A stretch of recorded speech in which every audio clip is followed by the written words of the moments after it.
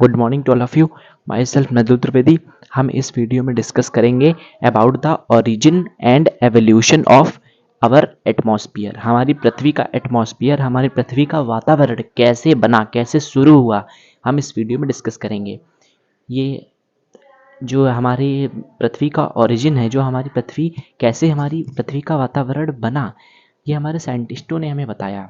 Geography के according क्या है, हमारी पृथ्वी कैसे ओरिजिनेट हुई, हम इस वीडियो में डिस्कशन करेंगे।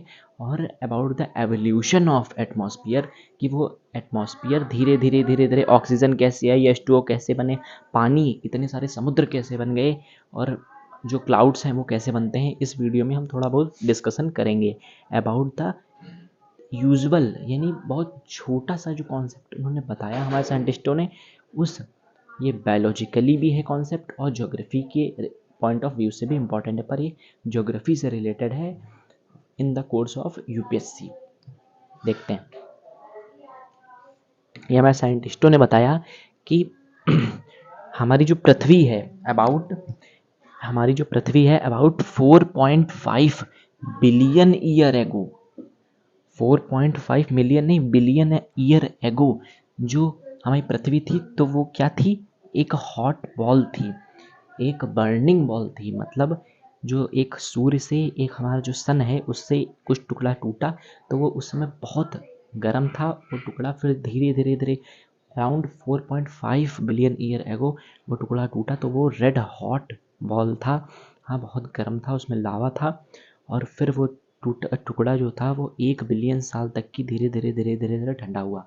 जब ठंडा हुआ तो अबाउट 3.5 बिलियन ईयर अगो उसकी पोजीशन क्या थी, ये हमारे साइंटिस्टों ने बताने की हमें कोशिश करी है। हम देखते हैं। तो उस समय जो अराउंड 3.5 बिलियन ईयर एगो जो हमारी पृथ्वी थी वो कैसी दिखती थी, हम देखते हैं। तो ये हमारी पृथ्वी है। तो उसमें जो उसकी निचली सतह थी, जो उसकी ऊपरी सतह थी, यानी जो उसकी अपर लेयर थी, जो उसकी अपर क्रस्ट कहे या लेयर कहे, बात एक ही होती है। जो उसकी अपर क्रस्ट थी तो वो धीरे धीरे ठंडा हुआ, तो जैसे बर्फ़ होती है, तो हम देखते हैं जब बर्फ़ हम रेफ्रिजरेटर में रखते हैं, जब उस बर्फ़ को हम फ्रिज में लगाते हैं, तो वो जब थोड़ी देर होती है, कुछ ही टाइम बीता हुआ था, तो उसकी जो ऊपरी सतह होती है, जो उसकी अपर लेयर होती है, वो थोड़ी सी जम जाती है और नीचे उसके पानी रहता है। लेकिन जब वो हार्डली ठंडी हो जाती है तो पूरी बर्फ़ हो जाती है। ऐसे ही 3.5 बिलियन ईयर अगो में पूरा नहीं ठंडा हुआ था वो बर्निंग बॉल, जो अर्थ थी उसमें बर्निंग बॉल कही जाती थी, according to scientist, not according to me. तो जो अपर लेयर थी तो वो थोड़ी थोड़ी सी ठंडी हुई थी, तो वहाँ पे थोड़ी सी लैंड फॉर्म्स बन गई, धीरे धीरे जम गई वो लेयर। नीचे जो उसके थे, हाँ, जो उसकी लोअर लेयर थी उसमें लिक्विड भरा रहा। कौन सा लिक्विड? लावा, जो ठंडा नहीं हुआ था, वो लिक्विड फॉर्म में था। तो ये लावा, मतलब समझ लो, गर्म जो लावा होता है यहाँ नहीं पाया जाता, माउंटेनियस रीजन में जो पाए जाते हैं, तो वो अभी भी इसीलिए है क्योंकि वो अभी भी ठंडे नहीं हो पाए। कुछ एरिया जो अर्थ का है वो अभी भी ठंडा नहीं हुआ है इतने सालों के बाद भी। तो उस समय अराउंड 3.5 बिलियन ईयर एगो जो ये एरिया था, जो लोअर लेयर थी, तो वो मैग्मा रहा। मैग्मा मीन्स लावा, मैग्मा मीन्स लावा, ये लावा। और ऊपर पहली पहली कंडीशन ये थी कि ऊपर लेयर जम गई, ये फर्स्ट कंडीशन है। फिर अराउंड जब थोड़ा और ठंडा हुआ, फिर क्या हुआ वो हम देखते हैं। सेकंड में क्या हुआ, सेकंड जो उन्होंने बताई कंडीशन वो ये हो सकती थी, उन्होंने ऐसा गेस किया उस समय क्या कंडीशन रही होंगी एविडेंसेस को देखते हुए। तो उन्होंने पाया कि उस समय जब ये यहाँ पे लावा रहा होगा, तो उस लावा ने फूटने की, मतलब जैसे हम देखते हैं कि लावा फूट गया जहाँ पे है माउंटेनियस रीजन में अभी भी, तो उस समय ओशन बाद में बने हैं अकॉर्डिंग टू साइंटिस्ट। तो धीरे धीरे जब ये लावा जो था ये धीरे धीरे फूटा, तो ये जब लावा फूटा हो ऊपर गया धीरे धीरे, फिर ये लावा जम गया। ये भी कुछ टाइम तक ही ठंडा हुआ, फिर जम गया, तो ये पहाड़ बन गए। कुछ जगह पे सेपरेट रहा, मीन्स ये लावा कुछ जगह पे पहाड़ बन गए, कुछ जगह खिसक गया ये लावा और फ्लैट ज़मीन ही रही। तो ऐसे हमारी अर्थ की लैंड बनी। और फिर जब ये लैंड बनी, यहाँ पे थोड़े थोड़े पहाड़ बन गए, माउंटेन्स बन गए। ये लावा फूटने की वजह से 3 चीज़ें उस लावा में से निकली थी। वो क्या थी? वोल्केनो जब फूटता है तो हम देखते हैं, वोल्केनो जब ब्लास्ट होता है तो हम देखते हैं कि वोल्केनो मीन्स माउंटेनियस जो माउंटेन्स होते हैं, जो रेड हॉट माउंटेन्स होते हैं जिनके नीचे हॉट मॉल्टन लिक्विड होता है, वहीं उन माउंटेन्स में भरा होता है। तो जो वॉल्केनो फूटे तो उनमें से 3 चीज़ें निकली, एक तो मैग्मा निकला, मैग्मा मीन्स लावा, एक डस्ट निकली, डस्ट मतलब धूल मिट्टी या कुछ पत्थर वगैरह, और एक गैस निकली, बहुत सारी गैसेस। कौन कौन सी गैसेस थी? Helium, hydrogen, water vapour, CO2 और नाइट्रोजन। अब ये सारी गैसेस निकली। अब ये हुआ क्या? अब ये सब जो इसकी थर्ड कंडीशन है वो हम देखते हैं। अब ये जो थी, अब ये छोटे छोटे जो माउंटेन्स वगैरह थे, तो ये जो डस्ट थी तो वो डस्ट तो ऊपर चली गई, डस्ट ऊपर चली गई, डस्ट जो थी वो ऊपर चली गई। यहाँ पे हम एक और कंडीशन देख लेते हैं, उससे आपको बेहतर समझ में आएगा। ये जो डस्ट थी वो ऊपर चली गई, और फिर ये जो गैसेस थी ये भी ऊपर चली गई। अब हुआ क्या, ये डस्ट जो जब गई तो सनलाइट नीचे नहीं आ पाई, जो यहाँ पे ये सनलाइट थी वो नीचे नहीं आ पाई। जब वो सनलाइट नीचे नहीं आ पाई यहाँ, तो क्या हुआ, जो ये सनलाइट थी नीचे नहीं आ पाई, तो फिर यहाँ पे ये जो डस्ट थी और ये जो वाटर वेपर था, वाटर वेपर बहुत ज़्यादा अमाउंट में निकली थी, क्योंकि हम देखते हैं जब आग जलती है तो उसमें से भाप भी तो निकलती थी, वहीं जो वाटर वेपर था तो वो ठंडा नहीं हो पाया। तो वो वाटर वेपर और डस्ट, जब डस्ट से सनलाइट नीचे नहीं आई तो वहाँ पे जो टेम्परेचर था वो धीरे धीरे गिर गया, टेम्परेचर भाई कम हो गया। जब टेम्परेचर कम हुआ तो क्या हुआ, टेम्परेचर कम हो गया तो धीरे धीरे क्लाउड्स बनने लगे। क्लाउड्स कैसे बने? वाटर वेपर की वजह से बने, और डस्ट से सनलाइट नहीं आ पाई, टेम्परेचर गिर गया तो क्लाउड्स बन गए वहीं वाटर वेपर से। अब यहाँ पे क्लाउड्स बने, ये है थर्ड स्टेज, क्लाउड्स बनने, जिसे हम डाइल्यूज स्टेज भी कहते हैं। लेकिन यहाँ पे इस स्टेज में जो थे क्लाउड्स बने हुए थे, ये जो स्टेज है बी स्टेज, इसी स्टेज में क्लाउड बने थे, ये हमने आपको अलग से समझाया है। तो इस स्टेज का क्या नाम था? Chamberlin great tecto volcano age. इसका नेम क्या था बी स्टेज का?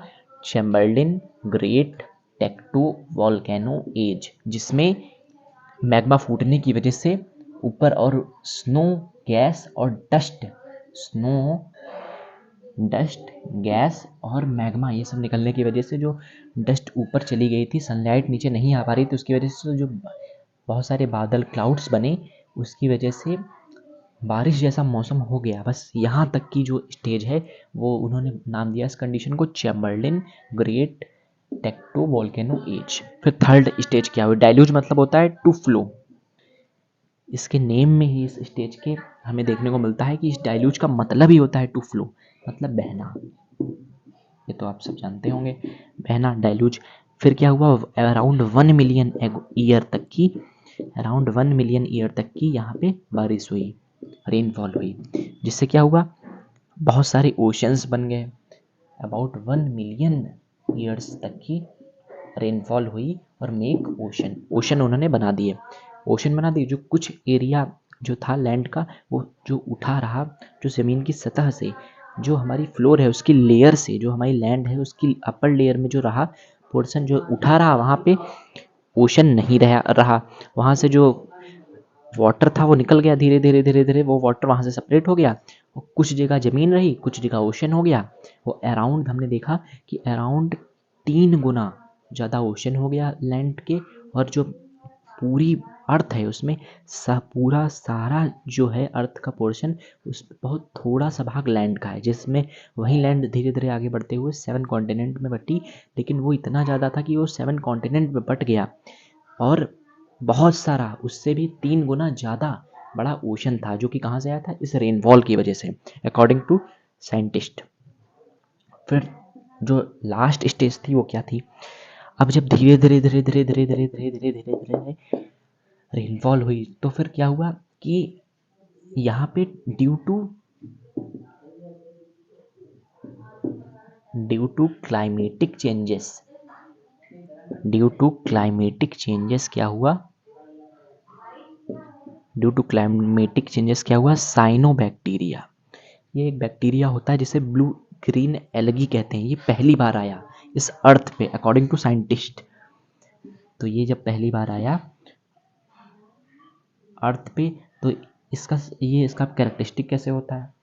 तो इसका कैरेक्टरिस्टिक जो था वो ये बैक्टीरिया भले ही था, भले ही जीव था, लेकिन इसका कैरेक्टरिस्टिक थोड़ा थोड़ा प्लांट्स के जैसे भी बिहेव करता था। ब्लू ग्रीन एलगी को हम जैसे जब पानी बरसता है तो हम उसको जब वहाँ पे जम जाती है, हाँ, डस्ट पार्टिकल से, हाँ, पानी में जो, हाँ, जो वाटर होता है उसमें जो डस्ट पार्टिकल होते हैं उनसे जो एक तरीके से काई जो जम जाती है, हम उसे भी कह सकते हैं हाँ ये ब्लू ग्रीन एलगी का ही रूप है।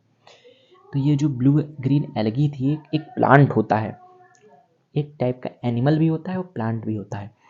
तो ये जो ब्लू ग्रीन एलगी थी, अब भाई नॉर्मल सी बात है, जब प्लांट होगा तो फोटोसिंथेसिस करेगा। फोटोसिंथेसिस कैसे करेगा? सनलाइट आएगी, उसे ऑब्जर्व करेगा, उसे ऑब्जर्व उसने किया कैसे? फिर जब उसे ऑब्जर्व करेगा तो CO2 लेगा, CO2 टेक करेगा। प्लांट नॉर्मली CO2 लेते हैं, CO2 इनहेल करते हैं, एक्सहेल क्या करते हैं, छोड़ते क्या है, इनहेल करते हैं CO2 और हमें क्या प्रोवाइड करते हैं? ऑक्सीजन। तो पहली बार अर्थ में ऑक्सीजन इन्हीं ब्लू ग्रीन एलगी से आई। ये पूरा ऑल ओवर कंडीशंस थी कि हमारे वहाँ ऑक्सीजन कैसे आई, क्लाउड्स कैसे बने, ओशन कहाँ से आया, ये अकॉर्डिंग टू द साइंटिस्ट ये थ्योरी उन्होंने प्रोवाइड करी। Thank you, have a nice day. Please take a screenshot.